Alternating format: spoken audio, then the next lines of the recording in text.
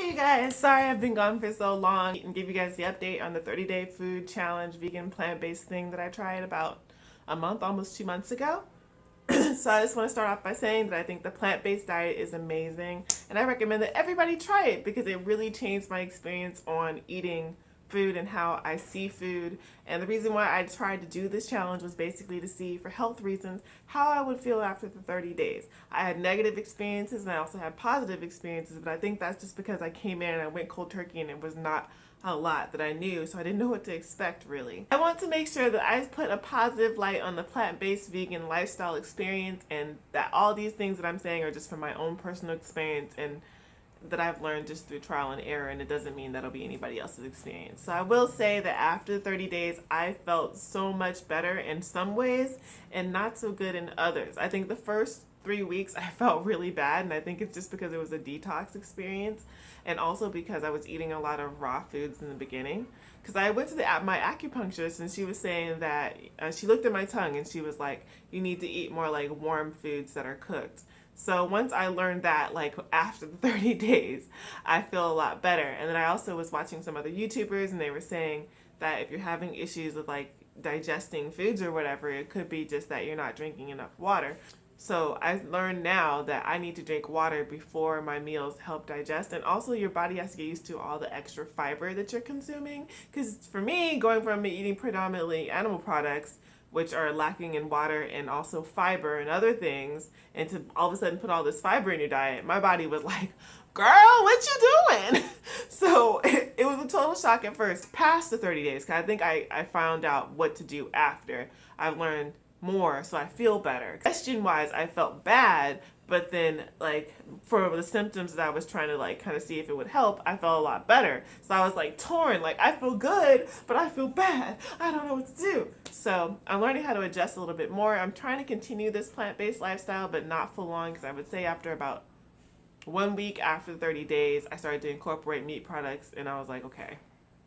First, I was really disgusted. That was one thing. I was really disgusted by meat at first, and I was like, I can't even eat it anymore. I'm craving it, but I can't eat it. Then I was like, oh, okay. Ate it, and then I was like, I don't really like meat anymore. And then I was like, oh, I really love it. And then I went from, oh, okay, but no, I really want to kind of stick to it and eat more plant-based foods than animal products. And hopefully at some point I'll be able to transition. And I think the best thing about this is you really learn all the different ways to eat. Like usually you just like with meat, like with animal products, you get a hot dog, you get some fries, boom, there's your meal. It may not be that exciting, but you can just throw stuff together. But here, you know, you learn different seasonings from other cultures, Indian food, Asian foods, really anything, because pretty much anything can turn into a vegan food. You just got to be able to like chef it up.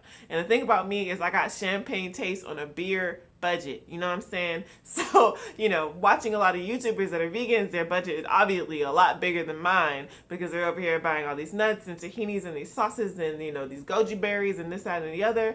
And that's where my taste palette is, but that's not where my budget is at. So the first week or two, I was spending a lot more, but I've learned how to tailor that down. So definitely do your research. And also, what I think will be helpful is just that you find recipes that are full of flavor, and then you won't really miss the meat products so much because you'll just be like, I'm not replacing meat, I'm just finding new foods I like. And that is the key, finding new ways to eat, not trying to replace it, because if you're trying to replace it, it's just not the same. Plant-based products that are to replace meat, I didn't find they exactly taste like meat, but then I like certain things. So like I really like, you know, plant-based like beef and stuff like that, and I really like the like in Vietnamese foods, a little like, what's it called, like pho type bowls, like the rice noodles with all that and the sauces. It's awesome, but at the same time it doesn't taste like meat.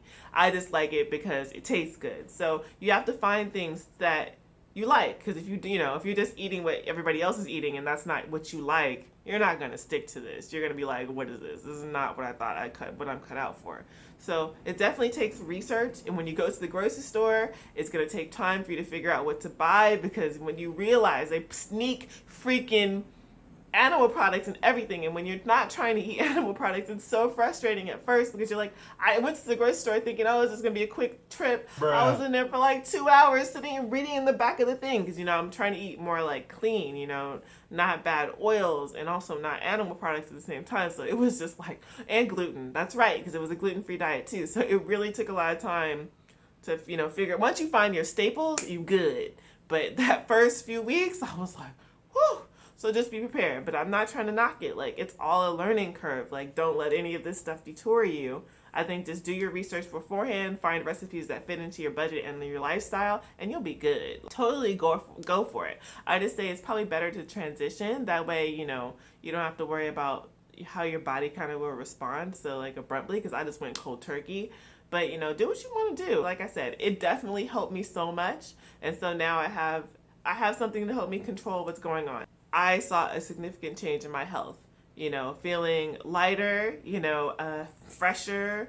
I think I felt a little bit weaker, like towards the end, because I wasn't able to eat enough food. So I will say that if you're doing this plant-based diet, make sure you're getting enough calories. Don't skimp and be worried about carbs and this, that, and the other, because carbs end up being your friend. Like, major that key. was the blessing. I forgot to mention that carbs are your friend, yo. Like, I was just eating all the naan I could get and the brown rice and all this stuff, and I didn't gain weight. I ended up losing weight.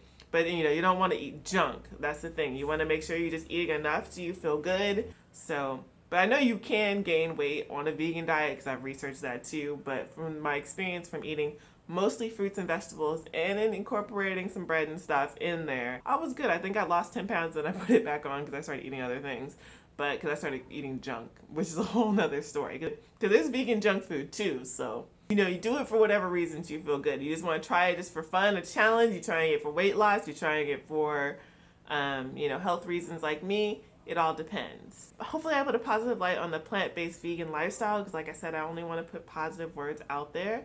I mean no disrespect at all. It's just my own personal experiences and what I experienced going into this and not having any idea. Other than that, thanks for watching and supporting. And those people were like nudging me like, you've been gone for too long. I was just afraid to put this video out because the YouTube community can be kind of harsh, and I just want to make sure that I'm putting the right energy out there.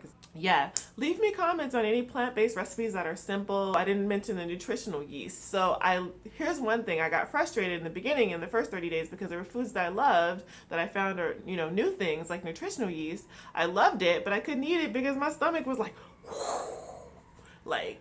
stuff you don't understand, you don't know until you experience it. So I'd say if you're gonna try the nutritional yeast, great flavor, man. I love how it adds that cheesiness to things. Like when I did the vegan mac and cheese, it was on point, but then my stomach was like, dude.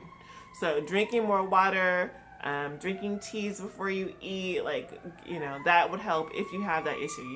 This might not even be an issue for y'all, but it was for me. So I always put it out there. What helped me was drinking water 15 to 20 minutes before my meal. Oh, dandelion root tea was really helpful too for bloating and stuff. I know I don't know. It's like controversial whether that really does it or not, but I felt like it helped a little bit. So there's my update. Thanks so much for watching. Bye.